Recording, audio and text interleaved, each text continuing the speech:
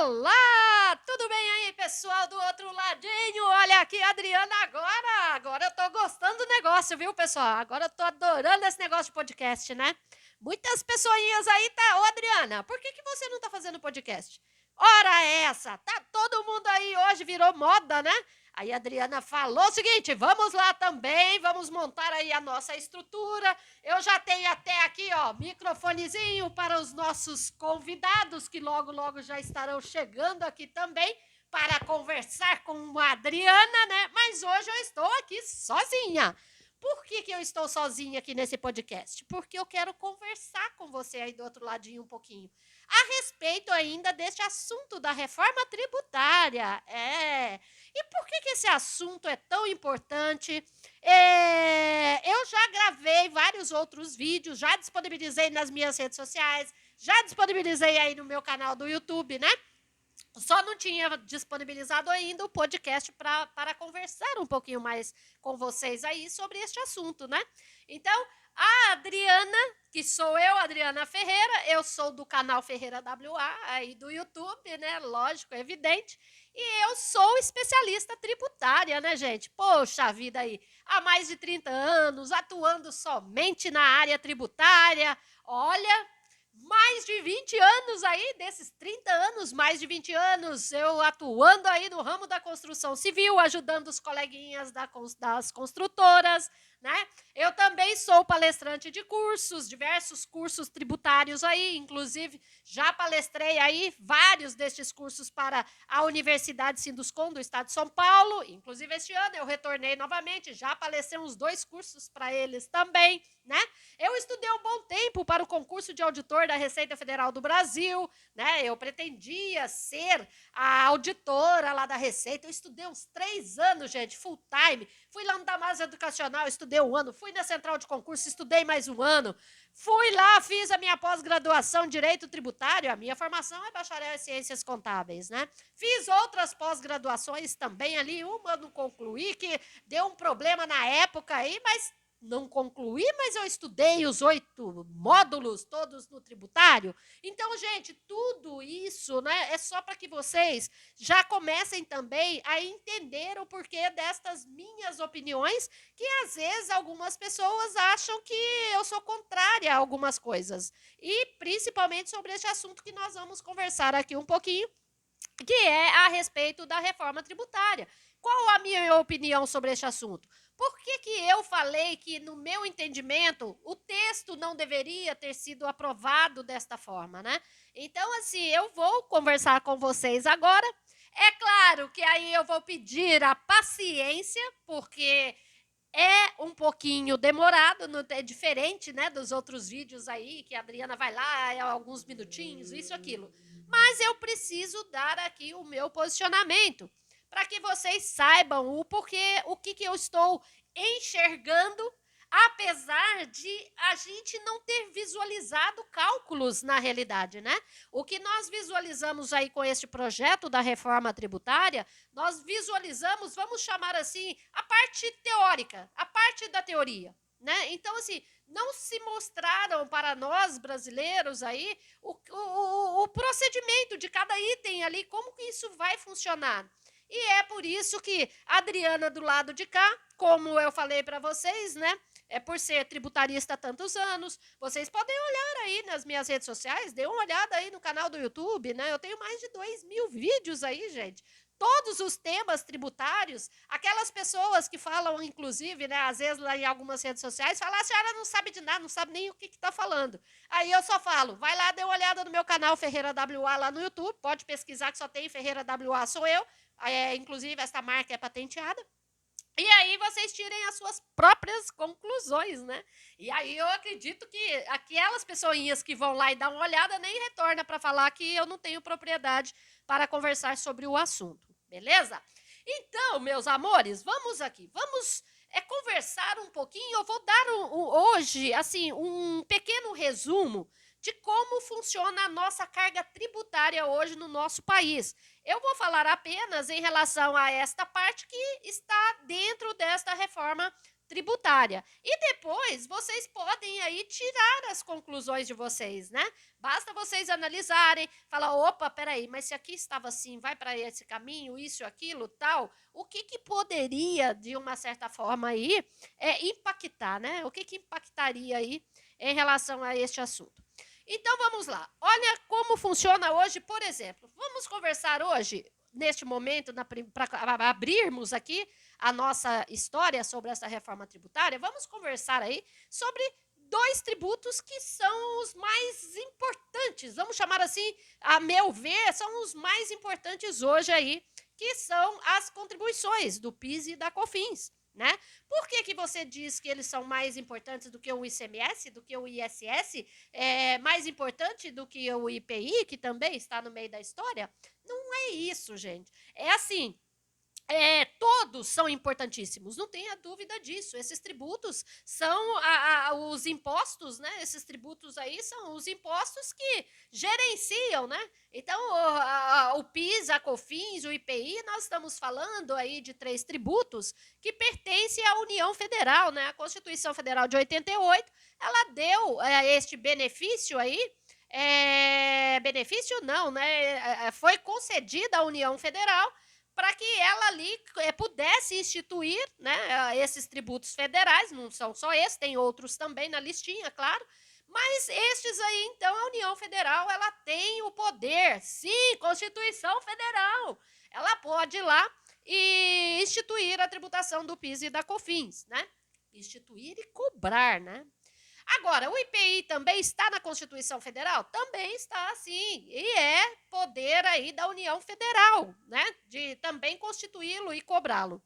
Agora, por outro lado, nós temos aí a parte do ICMS, que é o Imposto sobre Circulação de Mercadorias e Serviços, né? Então, pertence a quem? Aos estados. A Constituição Federal diz, olha, vocês estados, nós temos hoje 27 estados no nosso país, né?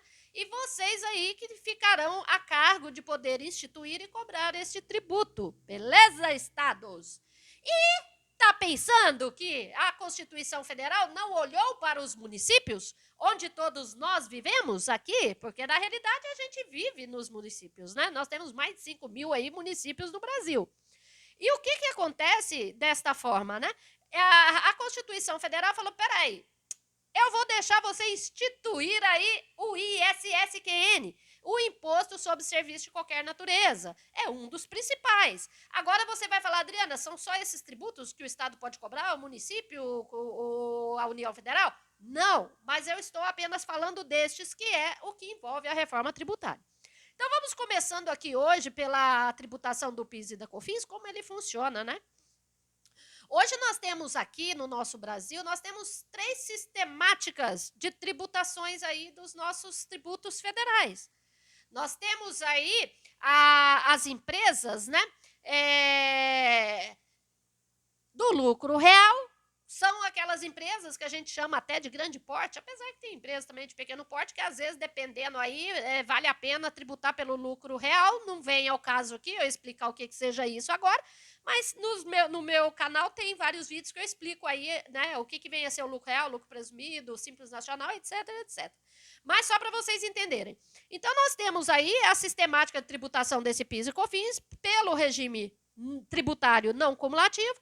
Temos ali um regime que a gente chama regime do lucro presumido e temos a figura ali do Simples Nacional. Eu nem vou falar de uma outra figura que tem aí, do arbitrado, para não misturar muito o assunto, mas só para vocês entenderem aqui. Então, beleza. O que acontece? Nós temos ali aquela empresa que optou pelo regime do lucro real, ela, para se tributar, o PIS e COFINS dela, hoje, de acordo com a lei que nós temos, a Lei 10.833, esta lei ela definiu o seguinte, olha, as atividades tais vão ter aí um aumento nas suas alíquotas. Por que aumento? Porque aquela empresa que faz a tributação dela pelo lucro presumido, a alíquota dela do PIS e da COFINS, a alíquota somando dá 3,65, é 0,65 de PIS e 3% da COFINS. Porém, para as empresas, então, ali do lucro real, as alíquotas são outras. É 1,65 para o PIS e 7,6 para a COFINS. Agora, o que nós temos que vocês precisam entender para depois chegarmos lá no assunto do IVA, né? É o seguinte, então se está no lucro real, vocês já viram que as alíquotas são bem maiores. Porém, essa lei 10.833, ela determinou o seguinte, olha, beleza, você está no lucro real, vai pagar uma alíquota bem maior do que aquela para as empresas que estão no lucro presumido. Por outro lado, eu vou deixar você deduzir aí alguns insumos, né? Opa, beleza, aí você já pensa assim, aí legal, então eu vou ter uma redução na minha base de cálculo. É o que vocês pensam, é o que nós vamos pensar. Até aí, beleza. E é onde eu faço essas minhas análises para poder dizer o que eu acho que vai ser um pouquinho complicada essa reforma, mas já está aprovada. É agora, nós da área, os nossos tributários aí, nós vamos, conforme ela vier acontecendo, a gente vai estar estudando, acompanhando, né, desde o início agora, e vamos ver o desenrolar dessa história daqui a alguns anos, que não vai vir de imediato agora, nesse exato momento, né? Essa mudança drástica assim. Então, o que aconteceu? Beleza, aí aquelas atividades, olha, vamos poder ir lá deduzir alguns insumos, a legislação determinou o que ela considera como insumos para poder deduzir ali da base de cálculo daquelas empresas que estão ali na tributação do lucro real. Beleza, nós temos aí o comércio, podemos ter indústria, tributando pelo lucro real. Imagina, quais são os insumos ali? Quase que todos os produtos, né? A maior parte, 50%, 60% ali, para quem é do comércio e é da indústria, pode abater da base de cálculo. Teoricamente, como ela faz esta dedução, consequentemente, ela não estará pagando as alíquotas tão altas, né? Quanto parece no primeiro momento. Porque se você está reduzindo a base de cálculo, consequentemente, está abaixando ali aquelas alíquotas, aquela tributação. Agora, será que realmente todas elas ali do lucro real estão sendo beneficiadas? Eu falei para vocês, a lei 10.833, ela definiu ali as atividades. Só que, por outro lado, aquela própria lei prevendo ali que poderia vir a ter alguma diferenciação de atividade, por exemplo, as prestadoras de serviços aí que também tributam no regime não cumulativo, né? Nesse regime aí do lucro real. Tem prestações de serviço? Claro, a maioria aí das construtoras do nosso Brasil. Só que a legislação veio e diz o seguinte, olha, para a senhora prestadora de serviço, para esse tipo de serviço aqui, eu vou fazer o seguinte, eu sei que se eu deixar você nestes percentuais muito elevados aí, os 7,6 de COFINS e 1,65 do PIS, talvez você pode vir a ter um pouquinho de prejuízo em relação às outras, a indústria, o comércio, né? O linguajar é isso, para vocês entenderem bem. E aí, beleza. Ele determinou o seguinte, vamos fazer assim. Eu vou determinar que alguns tipos aqui de serviços vão permitir aí tributando a sua alíquota do PIS e COFINS nos percentuais como se fosse lucro presumido. 3,65, 0,65 de PIS e 3% da COFINS. Até aí, beleza, né? Porque senão ia ter muita injustiça mesmo. Porque nem todos os produtos podem realmente ser deduzidos da base de cálculo. Até aí, você vai falar, tá, tô entendendo o raciocínio. Para as empresas do lucro real. Agora, e os outros serviços que a legislação diz assim, para as outras atividades de serviços que estão, de repente, tributando pelo lucro real. Aí a legislação diz assim, você, meu amigo, você não vai ficar nessa sistemática aí de exceção, não, podendo tributar como se fosse lucro presumido nos percentuais menores. Você vai ter que tributar, sim, nas alíquotas maiores, 7,6 e 1,65, né? 1,65 PIS e 7,6 a COFINS. E aí a legislação determinou isso, né? E ficou definido que, então, neste caso aí, as outras permaneceriam tributando nesses percentuais maiores que somado dá 9,25. Agora eu te pergunto, temos muitas atividades aí no ramo da prestação de serviços que estão, então, nesta situação, mas não tem nada praticamente para abater de insumos. Então, veja como as coisas também neste país é um pouquinho complicado. Por isso que eu falo, quem é da área fica muito bravos aí, porque é exatamente isso que a gente fica analisando, né, para ver o que isso, nesta reforma desse jeito, o que ela iria mudar. Então, nós estamos vendo atividades no lucro real sendo beneficiadas, indústria e comércio, falando ainda no processo atual hoje. Aí vimos prestadoras de serviços que, dependendo, permanece ali também no regime, né, do lucro presumido, tributo com a alíquota menor, beleza, estão também ali se beneficiando, vamos pensar desta forma. E tem várias outras que não tem nada de benefício e pagando a alíquota cheia aí de 9,25 somatório dos dois. Tá. Esta é a figura da tributação do PIS e da COFINS, que é o que vão se juntar, para empresas do lucro real.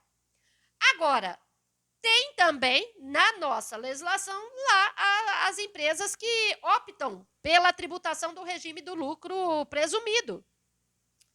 Temos várias empresas, né, que vão estar enquadrando nessa sistemática. Você fala, é obrigatória esta opção do regime do lucro presumido? Não. É viável? Pode ser, pode não ser. Como que a pessoa, então, vai optar e vai saber se quando é viável para ela?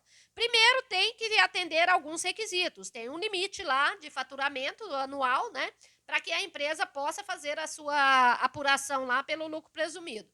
Mas o importante nesta história é que, pela tributação do lucro presumido, então, o PIS é 0,65% e a COFINS 3%. Então, até aí, beleza, né? Agora, não deduz nada.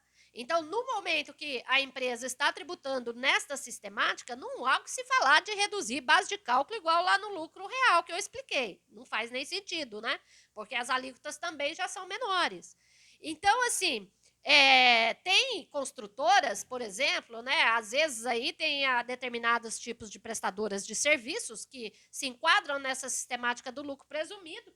Às vezes, para poder, dependendo aí, até ficar mais barata a parte da carga tributária do imposto de renda e da CSLL, dependendo da situação. Porque na maioria dos tipos de serviços, por exemplo, tributados pelo lucro presumido aí, a maioria, eles podem, né?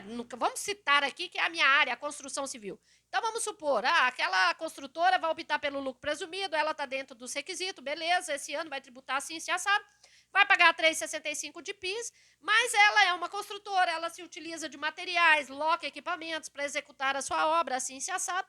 Então, de uma certa forma, ela tem ali um diferencial também para tributar o imposto de renda dela.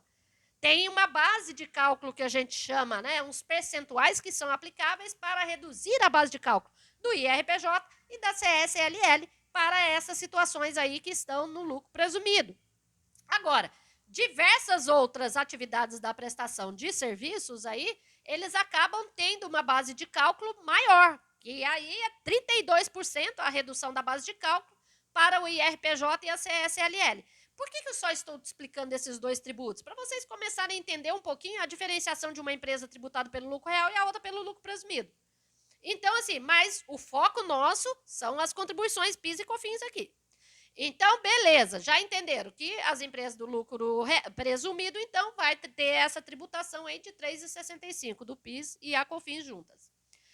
Agora, e as empresas do Simples Nacional não pagam esses tributos? Pagam também, claro! Só que as empresas do Simples Nacional, né, que é uma sistemática diferenciada de tributação, são as maiores empresas, inclusive, do nosso país aí, que estão, né, no chamado, né, as micro e pequenas empresas, que tem toda uma sistemática também para poder aderir a esse sistema de tributação diferenciado, até mesmo porque que eles têm essa tributação diferenciada. Porque são as maiores empresas, a maior quantidade de empresas que nós temos no país, e de uma certa forma são a maioria dessas empresas que dão emprego aí para as pessoas do nosso Brasil, né?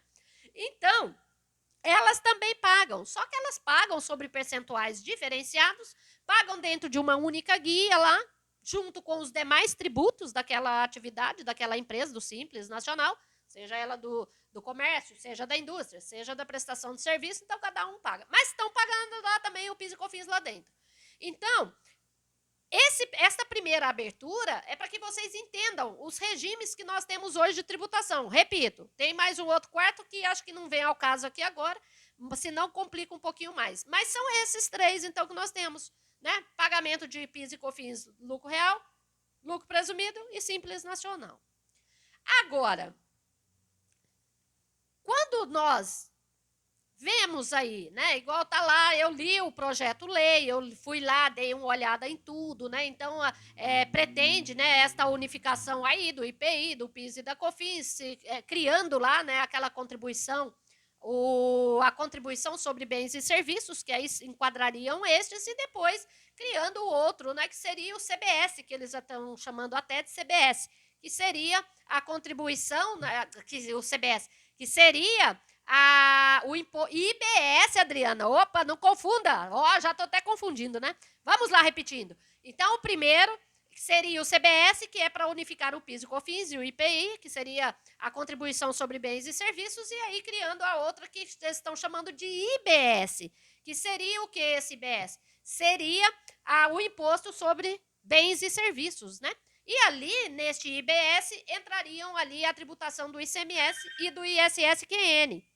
Então, o que a gente tem que tomar cuidado aí é que quando a gente está falando isso, né, desta unificação de ICMS, de ISS, então nós temos que só tomar cuidado aí pelo seguinte. Então, vocês já entenderam atualmente a carga tributária aí do PIS e da COFINS. E o IPI? O IPI, ele é também um imposto ali federal, ele tem toda uma sistemática de apuração também, né, que se apura com base lá em relação ao que está sendo faturado, aí tem utilização de créditos em determinadas situações para abater também, mas eu não vou focar muito nele, que ele é mais simples aí, né? Então, não que ele seja lá do Simples, apesar que lá a indústria paga também o IPI dentro do Simples, mas é só para vocês entenderem. Agora, este ICMS e o ISS, eles já têm uma outra sistemática de apuração. Então, ele também ali, o ICMS, que é esse imposto sobre circulação de mercadorias aí, beleza? É um imposto, gente, que ele é tributado. Como que a gente pode falar, né? A sistemática da não cumulatividade. O que quer dizer isso? Para vocês entenderem. Se eu compro hoje, de repente, vamos pensar assim, deixa eu achar um exemplo mais fácil. Uma indústria, né? A indústria está lá, está fabricando o seu produto. Então, beleza. Ela ali vai ter uma tributação sobre aquele produto dela inicial, né? Vai ter uma alíquota ali de ICMS. Essa alíquota de ICMS, ela tem várias situações que modificam. Às vezes um estado está com 17, o outro com 18. Tem umas regras aí também, né? Dependendo, se está vendendo produto para fora do estado, dependendo, cada estado pode ter uma alíquota que a gente chama de interestadual, tem a tal ST, substituição tributária. Então, assim, não dá para entrar em detalhes aqui. Eu só preciso explicar tudo isso para poder falar o porquê que eu acho que, da forma como está sendo feita aí a reforma tributária, eu acho que não seria muito viável, né? Precisaria de mais ajustes, eu acho aí. Mas beleza, então o ICMS, né, é a mesma coisa aí. Ele paga sobre o seu lucro, gente. O moral da história é essa. É uma cadeia, né? Você vai se beneficiando dos créditos da cadeia anterior, então o próximo sempre vai estar pagando ali em cima do seu preço, do seu lucro que você está colocando naquele produto.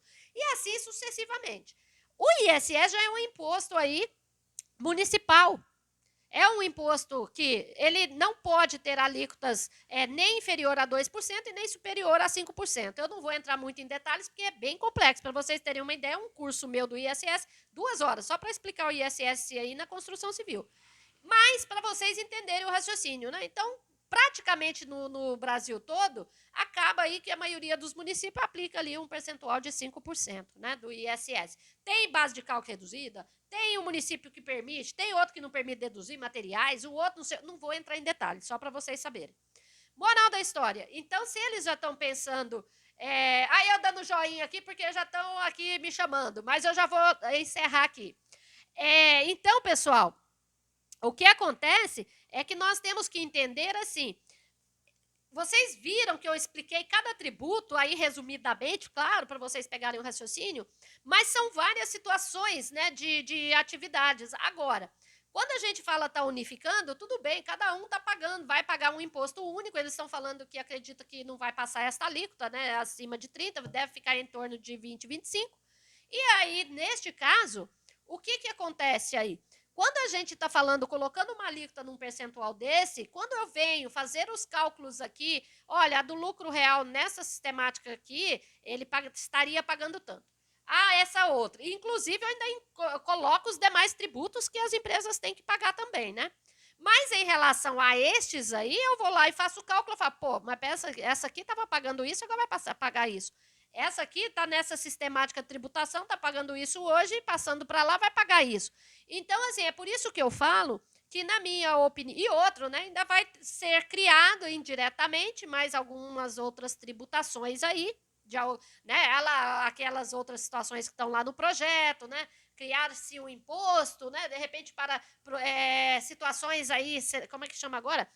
Situações, produtos selecionados, né, alguma coisa do tipo. Então, assim, vai ter o aumento lá também do ITCMD, vai ter tributação. Algumas coisas, gente, eu até concordo. Algumas coisas eu acho que realmente precisaria. Então, não pode todo mundo ficar aí pagando uma carga absurda de tributos e contrapartida, enquanto outros não pagam aí quase que nada. Então, de uma certa forma, eu sempre falei, eu estou 30 anos nesta área, e eu sempre falei, eu sempre fui a favor, eu mesma falo no meu canal, falei a vida inteira, gente, tem que ter uma reforma tributária. Nós estamos pagando muitos impostos aqui no Brasil, e isso não pode, tem que ser revisto. Então, assim, só que eu acho que aproveitaram um momento, uma situação, uma coisa que a gente já pede há muitos anos, e simplesmente fizeram ali. Eu, Adriana, enxergando a tributação como funciona hoje do lado de cá, eu também, se realmente vai ser do jeito que eu estou visualizando ali, com certeza. Vai aumentar mais a arrecadação do nosso país? Vai, com certeza. Vai ter vários aumentos aí de tributos indiretamente, vamos chamar assim, né? É o que eu falei. Agora, como que nós vamos descobrir isso? Agora vai ser na prática. Então, a hora que começar a ser implantado isso, vai cobrar isso. Inclusive, se fala que assim que passar a aprovação definitiva, tiver a sanção já, tudo resolvido, de uma certa forma aí, já algumas coisas já entram em produção, já entra em cobrança, né? Então, pessoal, eu só queria, neste primeiro momento, dar esta resumida, mas pode deixar que eu vou entrar várias vezes aqui para a gente conversar bastante cada ponto desta reforma. Vou dar mais uma estudada para ver o que foi mudado, o que modificaram agora, né? Que como aí vieram os governadores, fizeram várias reuniões em Brasília, os municípios também. Então, eu vou ver aqueles pontos agora também, o que eles alteraram, né? Alguma coisa, mas eu acredito que na parte do que eu estou enxergando, falando desses 5 tributos, IPI, PIS e COFINS, ICMS e ISS, eu ainda não estou enxergando uma coisa assim que trará tantos benefícios, né? Mas vamos aguardar.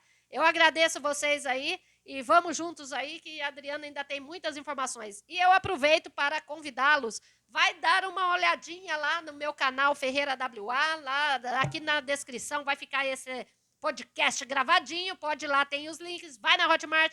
Temos vários cursos já, né? CNO de obras, Cero de obras, temos aí o retenções de INSS na fonte, 11%, né? Então, contamos com vocês aí. Um grande abraço, fiquem com Deus. Vamos juntos. Vamos lá para mais um.